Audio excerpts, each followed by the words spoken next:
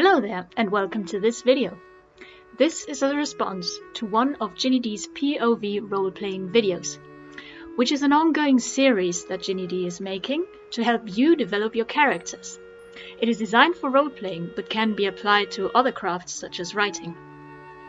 In these videos, you are thrust into a situation, are asked questions, and have the opportunity to answer them in character. The link to the original video and to Ginny D's channel is in the description down below. Please do check her out for these and more awesome role-playing resources. Trust me, she does amazing stuff. All said and done, let's go ahead and jump into the fun.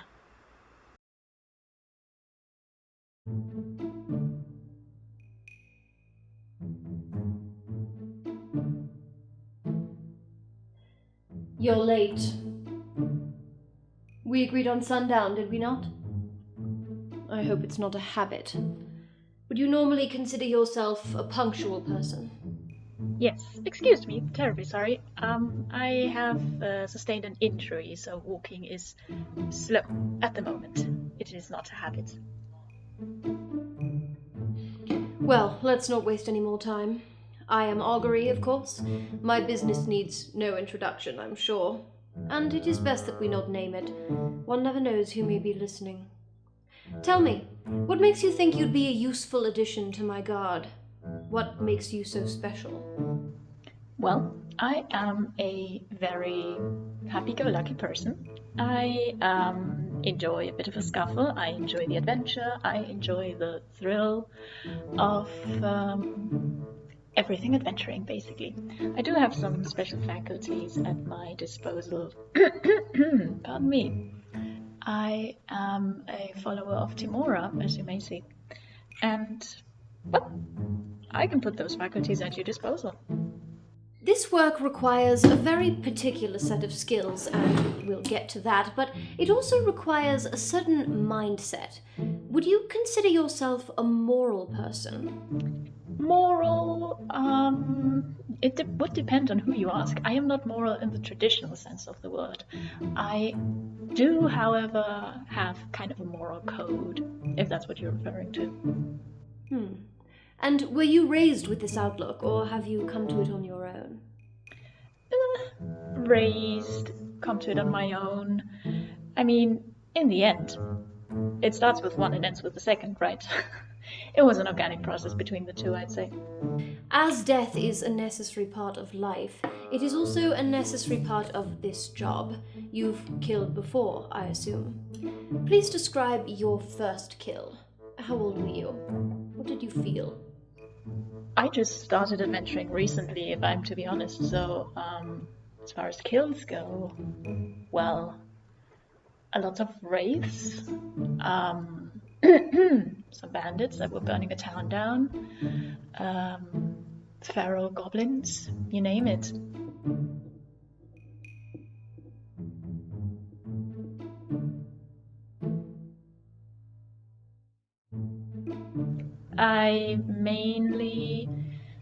The people I kill are not the most agreeable of people, creatures. I don't even know if they are people. Well, the bandits were certainly people, but you know what I mean. It is really... It's not like I like it or anything. It just, I don't know, they were threatening the town. I had to do something. Interesting. Would you say that you believe some deserve to die? And if so, what circumstances might merit such a punishment, in your view? Look, seeing death as punishment is kind of weird because it is a necessary part of life. I mean, everybody dies. So I would rather say it is not a punishment and not that people deserve to die, but if you put yourself in a situation where you might be killed, you shouldn't be surprised if you do get killed. You know what I mean? And what are your feelings on torture? Torture? Well, I certainly love to torture people with bad puns. But I'm assuming that's not the kind of torture you're talking about, right?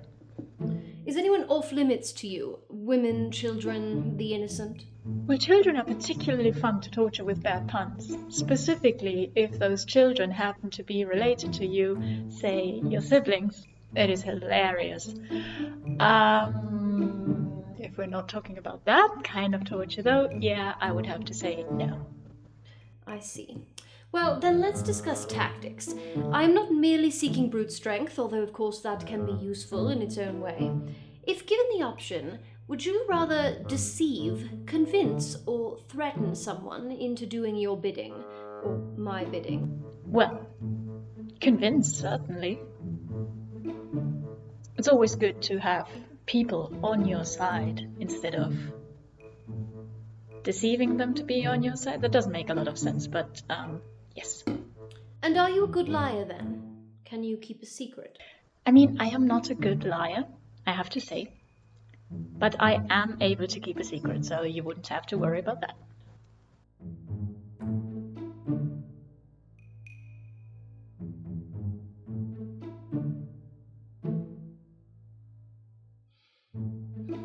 I want to be clear with you.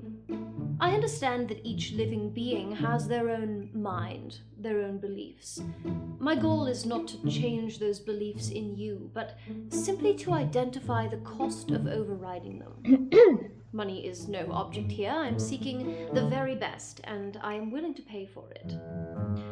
Let's imagine, just for a moment, that someone bribes you to turn on me, to reveal my secrets. Could you be bought?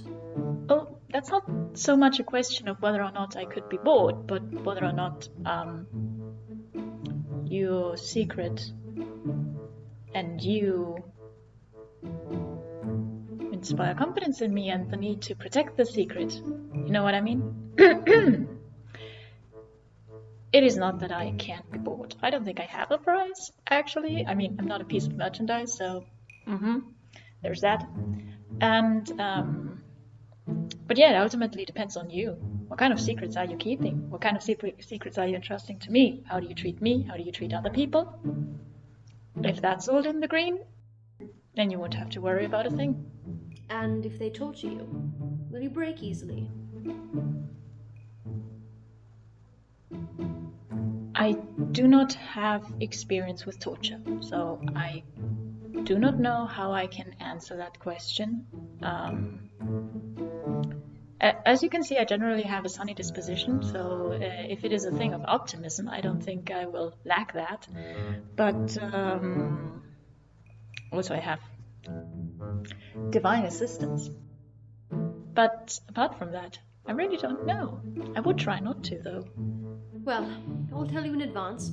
Anything anyone offers you to turn on me, I will double it. Consider it a reward for delivering them to me. That's nice. Come, it's not all so dark. What about, errands? Chores? Are you too good for them? Delivering messages, for example. Refilling my wine. Nah, I'm good with that. I mean, when you live in a close-knit family unit, you learn to take over part of the household and just do your stuff when other people need it, and that's it. So whatever you need me to do, I can do it. If it is worth the money you spend on me, that's your choice. You will not be my sole guard, of course. I already have many formidable creatures in my employ. Do you play well with others? Oh, certainly. I mean, it kind of depends on who the others are and what they are like, but in general, I'm a very people-friendly person.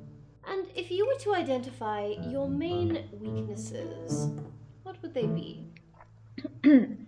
Well, I am very trusting, which may be a weakness in certain circumstances. I am also a bit impulsive, but if paired with a careful mind, I can be very much reined in. Well, reined in. That sounds so bad, doesn't it? Those would be my two. Interesting. I do like you, I admit it. I find you unique. You would bring something new to my offices, there is no doubting it. There are little people that don't like me. I have to tell you that. What will it take? How much a week to tempt you away from your party and whatever your current objectives are, and bring you into the fold? Oh, money. Yeah, I hadn't thought about that. I had thought that maybe we could discuss this in some way and come to a different arrangement. You could have Anything you wanted, you know. Well, if that is the case, then hear me out. I have recently lost a talking sword. It sounds a bit weird, but that is the case, and I would very much like to find it again. And I really do not know where to start searching, so I just saw this announcement that you were looking for hires, and I came on over because you look like a knowledgeable individual that would know about all kinds of weird artifacts. So for now, that would be my price. Consider it. Don't be hasty.